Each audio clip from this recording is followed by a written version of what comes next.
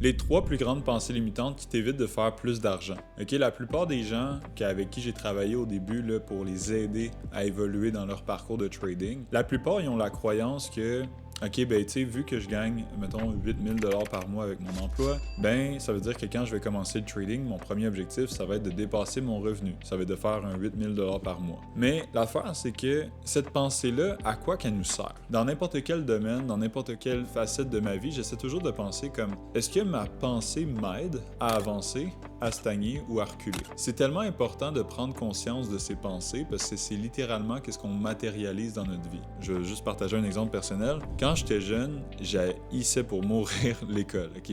J'haïssais ça, je faisais juste gamer. J'étais plus gras quand j'étais jeune, je faisais juste ça, OK? Puis ma pensée, c'était que j'étais pas bon à l'école, que j'étais pas en forme, que malheureusement, tu sais, ces choses-là faisaient en sorte que j'avais une moins bonne qualité de vie. Mes pensées à ce moment-là étaient négatives, étaient du fait que moi, vu que j'étais pas bon à l'école, ben j'étais pas bon en français non plus, j'allais jamais être bon. Fait que, est-ce que ça m'ouvrait la porte à me dire « Hey, j'ai un potentiel de développement là-dedans. » Absolument pas. Puis moi, personnellement, à un moment donné, j'ai catché que comme il va falloir que j'aille au moins des bonnes notes à l'école si je veux aller travailler pour les banques. Moi, personnellement, un de mes objectifs personnels, c'était d'être riche à un certain point parce que, personnellement, j'ai pas grandi dans une famille qui avait beaucoup d'argent. Puis j'ai vu c'était quoi avoir de la difficulté là-dedans. Fait que personnellement, je me suis dit, tu sais, si je m'en vais dans le domaine banquier, si je m'en vais gérer, mettons, des fonds pour des banques, puis j'apprends comment faire, puis j'ai les licences pour le faire, mettons, puis tout ça, puis je m'en vais dans ce truc-là, ben je vais sûrement jamais manquer d'argent, puis je vais pouvoir prendre soin des gens que j'aime, tu sais. À mes 16 ans, j'ai réalisé que le trading m'intéressait, puis tout ça. Puis là, du moment que j'ai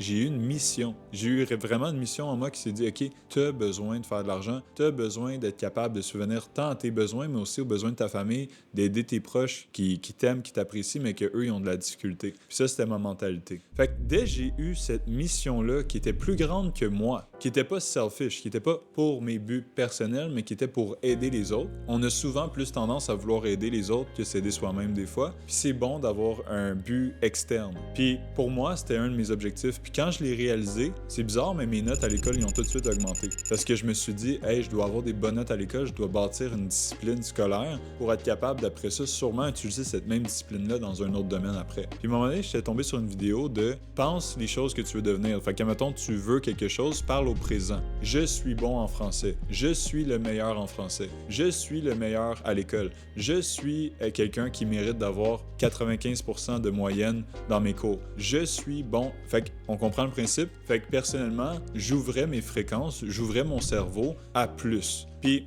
je le disais tout le temps, même si c'est une pensée qui paraît étrange, ça paraît cringe de le faire, je répète, est-ce que ça nous sert ou ça nous sert pas cette pensée-là? Est-ce que le fait de croire que j'étais bon en français me servait plus que me dire que j'étais pas bon? Oui. Même si c'était pas vrai à l'époque que j'étais bon en français, je parlais au présent pour manifester ça dans ma vie. Puis c'est sûr que si j'avais juste dit des belles paroles, ça n'aurait rien changé. Fait que je crois pas que juste faire ça, ça va vraiment amener des résultats. Mais je crois par contre à les fréquences que ça l'ouvre dans ton cerveau, puis aux opportunités que tu vas voir passer dans la vie qui vont faire en sorte que vu que tu vas considérer que tu es bon dans cette chose-là, dans cette sphère-là, puis tu es compétent, puis tu es une personne disciplinée, bien tu vas matérialiser cette personne-là dans les autres sphères de ta vie. Mais juste pour en revenir sur la pensée, si on revient au sujet, OK, du trading, ben le fait de penser que tu mérites juste un certain montant parce que tu gagnes ça en ce moment, est-ce que ça te sert? Est-ce que ça te fait avancer? Est-ce que ça te fait stagner ou ça te fait reculer? Ça te fait stagner si tu veux faire le même revenu. C'est quoi tu perds à penser que tu pourrais générer 15 000 $ par mois? C'est quoi tu perds à penser que tu pourrais accumuler de côté peut-être un 100 000, un 500 000 l'année prochaine? Qu'est-ce que tu perds à penser ça? Personnellement, j'ai rien vu qu'est-ce que je perdais. Par contre, il y a des gens qui vont dire « Ah, ben tu sais, si je vise trop haut, ben si j'atteins moins que ça, je vais être déçu. » Mais je peux te dire une chose, si tu vises la Lune, tu risques d'atterrir dans les étoiles. Mais si tu vises les étoiles, ça se peut que tu te rendes nulle part, OK? C'est juste une quote pour dire que le plus gros tu vises, c'est pas le plus que tu vas être déçu. Non, au contraire, si t'es optimiste, puis je dis ça, by the way, sans vouloir parler d'un monde de licorne, il va falloir du travail si tu veux atteindre des choses de même. Mais si tu vises un objectif très élevé, puis que là, tu te dis, OK, là, je génère, mettons, 5 000 $ par mois ou 8 000 $ par mois, comment je peux être capable de quadrupler mon revenu? Bien, en te posant ces questions-là, puis en étirant ton objectif assez élevé, bien, tu vas être ouvert à des moyens de vraiment scaler ton revenu, puis de vraiment être capable de dire, OK, bien, au lieu de viser juste à faire égal à mon revenu, peut-être qu'il va falloir que je m'y prenne différemment. Puis ça va te faire penser penser différent. Puis la plupart des gens qui ont du succès, c'est parce qu'ils pensent différemment des autres. Fait que c'est une bonne chose de pas te faire comprendre en général. Tu sais, d'aller faire 10x sur ton revenu, de peut-être dire « Hey, là, je gagne 8 000, ben j'aimerais ça gagner 1 million par année, ce qui est égal à peu près à 88 000 $ par mois. » Puis pourquoi tu n'aurais pas le droit de penser que tu peux gagner ça? Pourquoi tu pourrais pas le faire? Peut-être que tu te fais juger en le faisant, puis c'est bien correct. Puis si tu enlèves toutes tes croyances actuelles, puis tu te dis que tu n'en as plus, puis tu agis juste selon la rationalité, selon l'opportunité qui est devant toi. Si on parle de trading, comment de capital il t'aurait fallu pour être capable d'aller générer, admettons que toi, ton objectif, c'est de faire 200 000 $ en une année. Admettons qu'on prend un chiffre comme 20%, tu aurais fait 20% en ton année. Mais il te faut 1 million de dollars de capital pour faire 200 000 $. OK, comment tu peux avoir 1 million de dollars de capital? On va se le dire, si tu y vas avec tes sous à toi, ça se peut que tu sois pas à 1 million de dollars de capital en ce moment, puis ça te prenne plusieurs années à accumuler ça de ton côté. Mais à la place de ça, si tu penses à comment, OK, là, tu penses à 10x vraiment, puis tu penses à aller grossir ton revenu, ben, il y a l'idée de peut-être, je pourrais peut-être aller faire un prêt, crime maintenant, à faire un prêt à la banque, de risquer de l'argent que j'emprunte, mais si je la perds, là, tu t'endettes, peut-être pas la meilleure option. Troisième choix, il y a des firmes qui regardent pour des traders qui sont rentables, qu'ils sont capables de montrer que leur système performe bien, puis qu'eux peuvent prendre le risque à ta place, puis ils vont te payer 80% de commission pour ça. C'est une opportunité. Est-ce que tu crois que tu aurais été capable de trouver cette opportunité-là si tu avais été fermé à l'idée de dire « Hey non, c'est pas possible. Je peux pas faire cet argent-là. Je peux pas accéder à ce capital-là. Moi, j'ai pas d'argent, il faut de l'argent pour faire de l'argent, oublie ça. »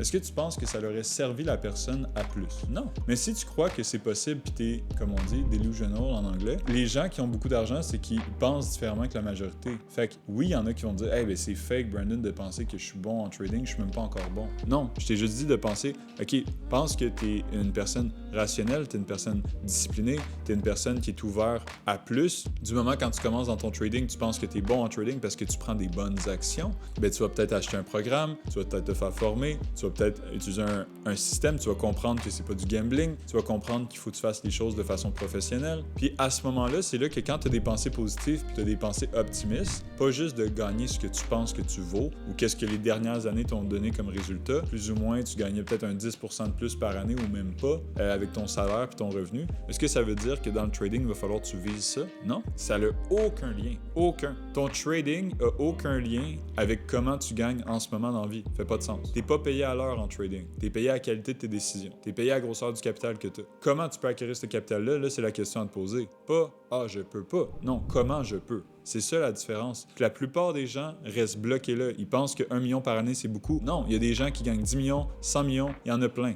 Juste la semaine passée, j'étais allé aux États-Unis, j'ai rencontré plein de monde qui font autour d'un 500 000 à 1 million de dollars par mois. Cet argent-là existe. Est-ce que par contre, tu veux aller jusque-là? Peut-être pas. Peut-être que toi, tu serais satisfait d'un 100 000 par mois, d'un 10 000 par mois, peu importe c'est quoi, on s'en fout à la fin de la journée. Parce que à la fin de la journée, que tu as un objectif prédéfini, c'est quand même bien pour la première fois que tu te lances dans une opportunité, mais le trading, c'est contre-intuitif, OK?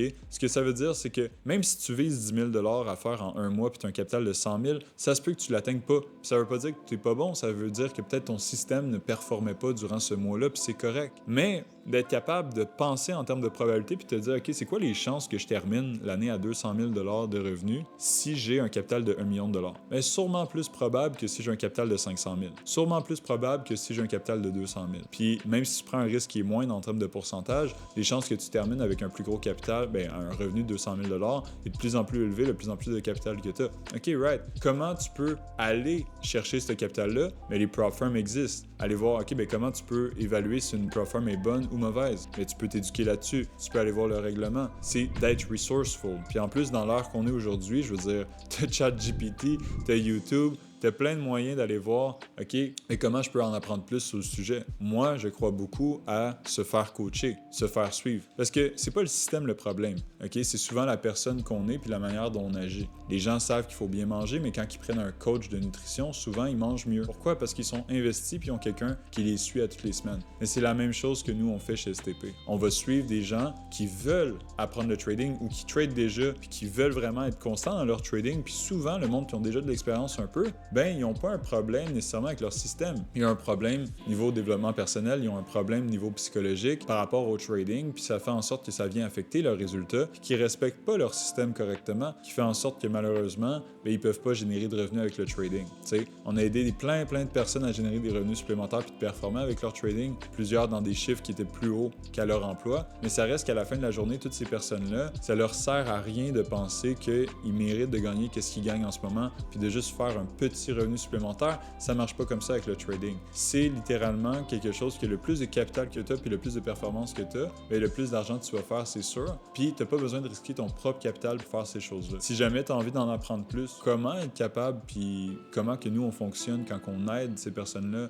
à aller vraiment atteindre leur objectif par rapport au trading et évoluer dans leur trading, ben j'ai monté un masterclass complet là-dessus, juste en dessous du vidéo, qui peut vraiment t'expliquer les prop firms puis vraiment comment qu'on vient aider ces personnes-là. Fait que je te souhaite d'ouvrir tes horizons, ok, parce que ces pensées limitantes-là peuvent affecter ton succès, peuvent affecter comment tu génères, ok, puis c'est vraiment important de l'ouvrir ça pour voir très grand. Puis quand on voit grand, quand on a des gros objectifs comme ça, puis qu'on croit vraiment qu'on peut y arriver, c'est là que tu es vraiment ouvert aux opportunités. Souvent, c'est ça qui fait la différence entre quelqu'un qui réussit et quelqu'un qui réussit pas. Pourtant, ils ont écouté les mêmes vidéos, ils ont vu le même processus, mais ça fait la différence. Ça fait vraiment une grosse différence dans le succès.